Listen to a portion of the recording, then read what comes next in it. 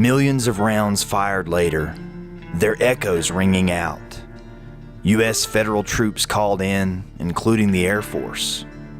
And all that most of these striking mine workers wanted was the democratic process that many of them had just fought for during the Great War, World War I, to work, and for justice to be applied evenly and fairly as U.S. citizens.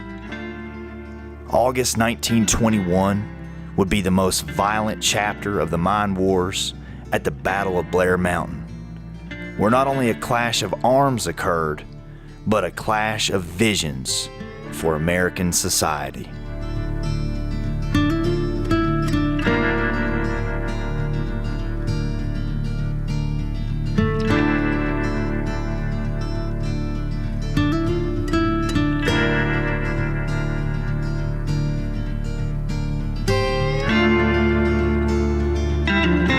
I'm Josh. Welcome to Mountain Roots. This is the 44th episode of my Exploring Appalachia series. Today, I'm headed to Blair Mountain to see the area that was at the heart of the West Virginia mine wars in Appalachia. Blair Mountain is located in Logan County, West Virginia, the southwestern part of the state. On my drive, I began wondering why. What happened to escalate tensions to such a powder keg situation?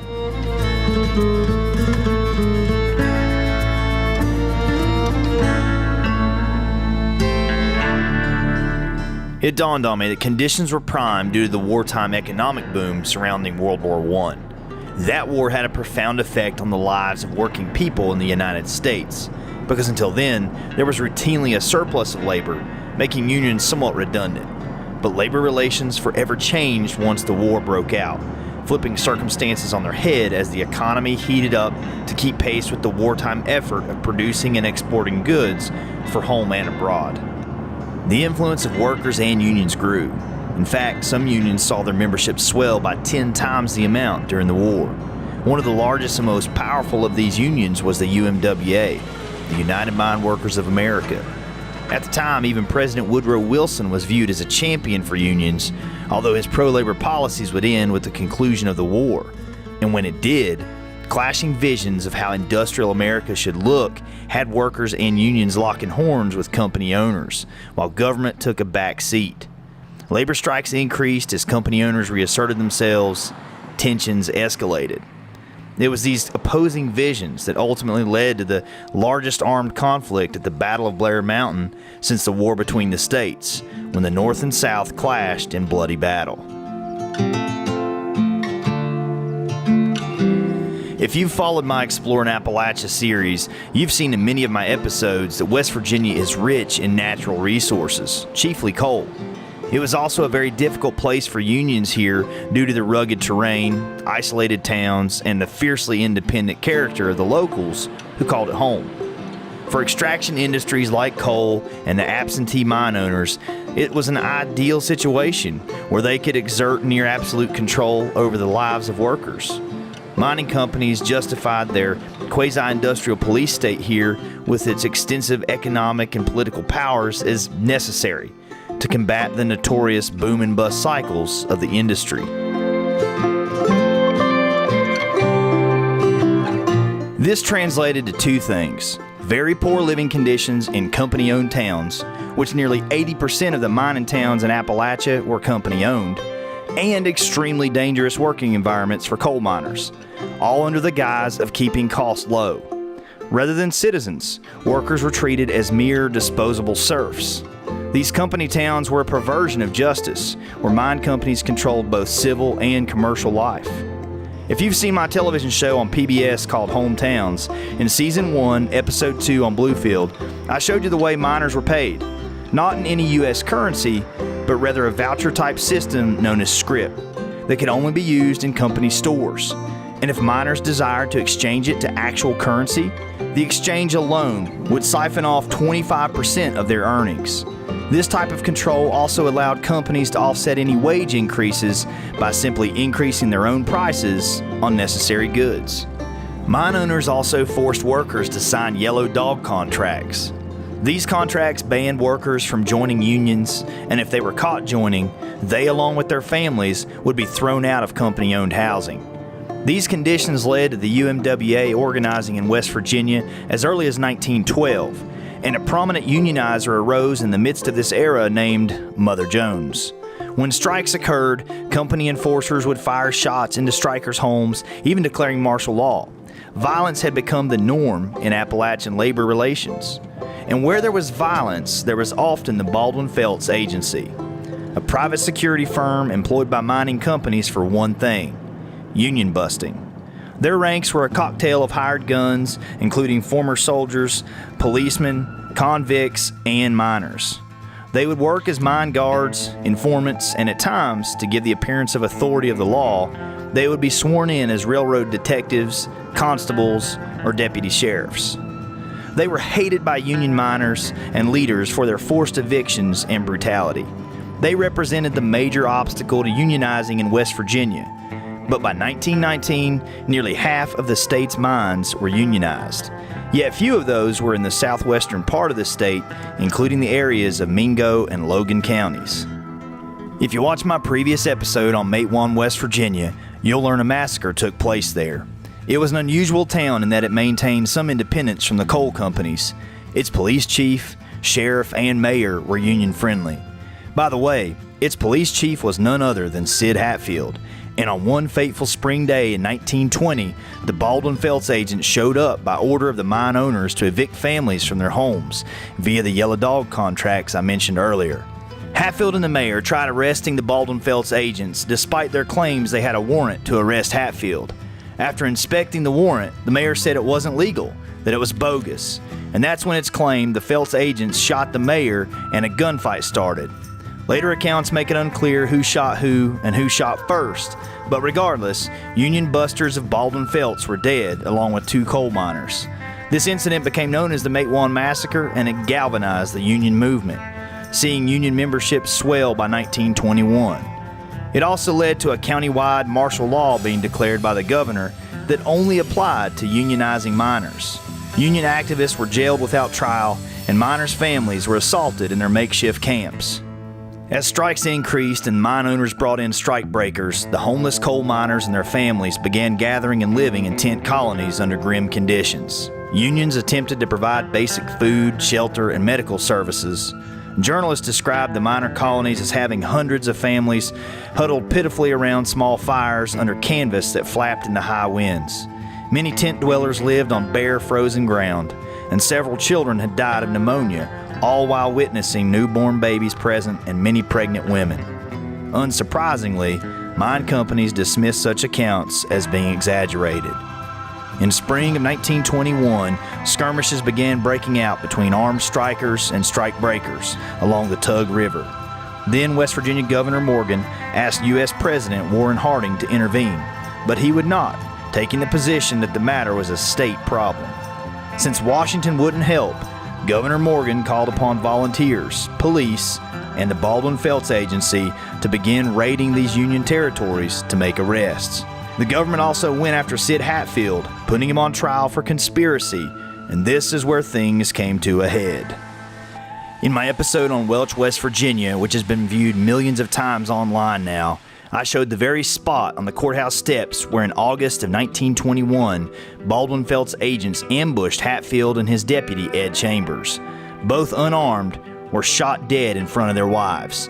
The Baldwin Felts agents would later be acquitted of any wrongdoing. However, I wonder if history now judges differently. The murders epitomized the ordinary mine worker's helplessness to resist the brutality of the pervasive mine guard system. These killings ignited the fuse in West Virginia.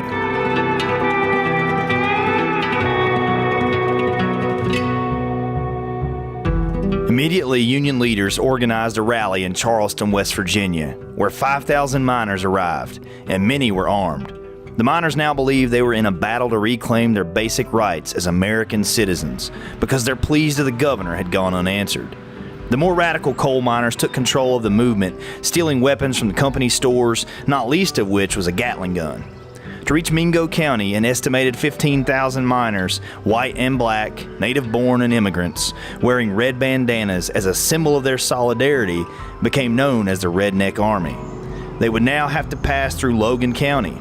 Approximately 3,000 anti-Union forces were there to meet them, gathered on the towering heights of Blair Mountain and its 15-mile ridgeline. There they built breastworks and trenches on the two peaks overlooking the Blair Mountain Gap. These anti-Unionists also armed 3 private planes with homemade bombs to add to their arsenal.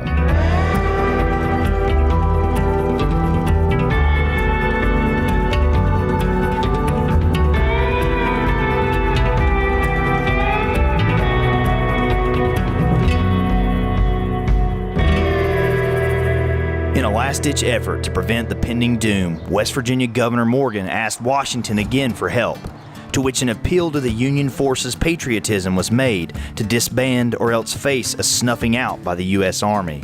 And at first it looked like thousands of miners had agreed to simply go home.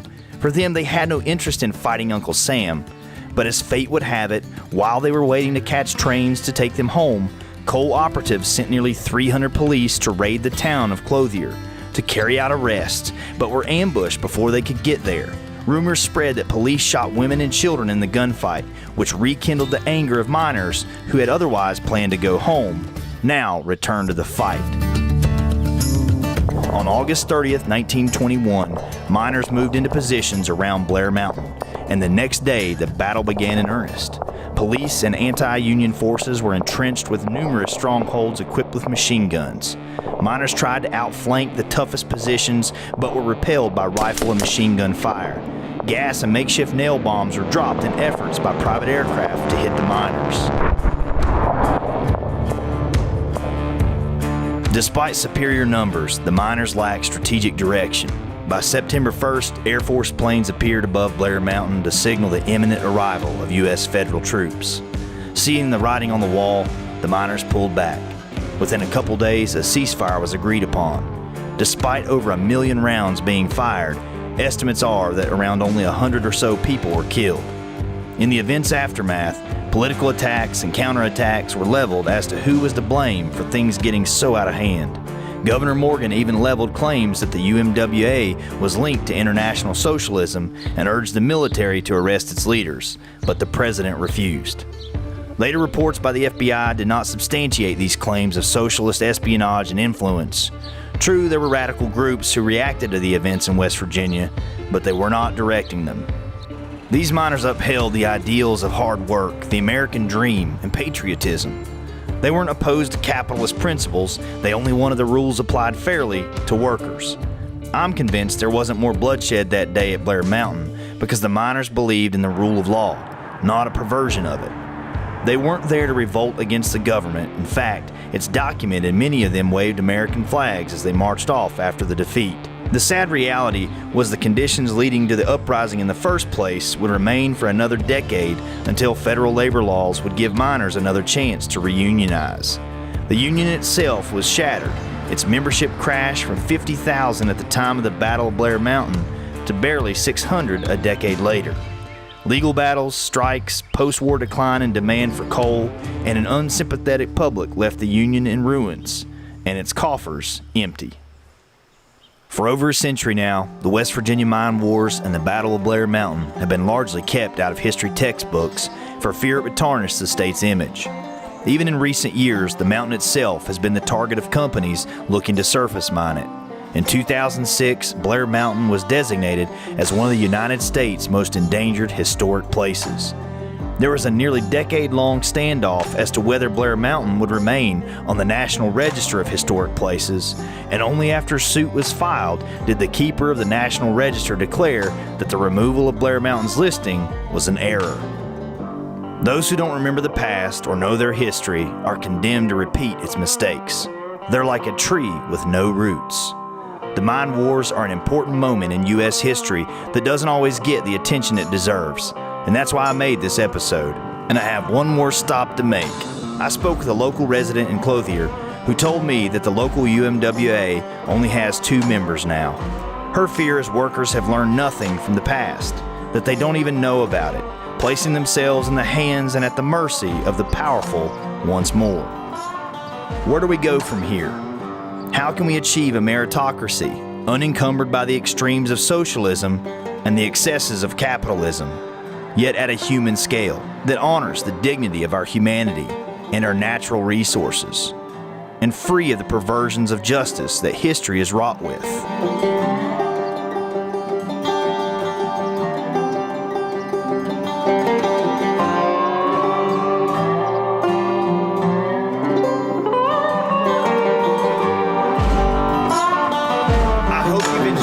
Episode of Exploring Appalachia, looking at the Battle of Blair Mountain and the events that led up to it.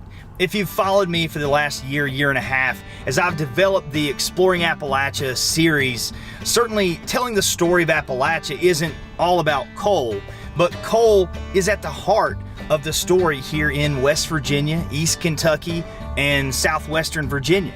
So I do want to take proper time and dedicate it to telling that part of the story that often gets overlooked and certainly suppressed, especially like the Battle of Blair Mountain and the story that's here. I do want to tell this in a longer format. I would love to do a proper full-length documentary on this. As many of you know, I'm now working with PBS Appalachia, launching a new station there and producing television shows for them. And I do have some backing and support there to work on these kinds of projects, but to produce a full-length documentary takes proper underwriting. It takes resources. So if you're out there watching and maybe you or you know someone or a foundation or an organization that would like to get behind these types of stories and the documentaries that could be made in the style and the format that you've grown to enjoy here on Mountain Roots, and even some of the work I'm now doing at PBS, reach out to me.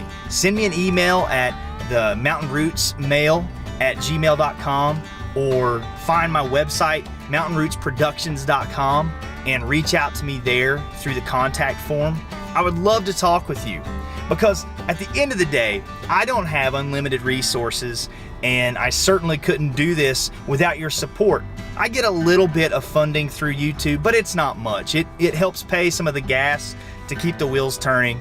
I do have valued patrons who have supported me, some of you since the beginning of the Exploring Appalachia series. That's also a way to help fund these projects. But to do a full-length documentary, I need an entire pillar of support that would come in the form of some kind of underwriting to do that. So again, if that's you or someone you know and you would love to hear these stories told and see it in a longer format,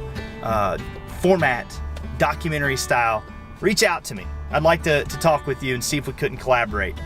Thanks again for watching this episode, and as always, I really appreciate you taking the time to leave comments and share your own stories, maybe your family's histories related to these events at Blair Mountain or the surrounding towns, or even, in other states, maybe you've had, family stories passed down that have echoes of the same struggles that we see here in Appalachia. Love to hear from you. Leave those comments below, reach out to me, and we'll see you in another episode.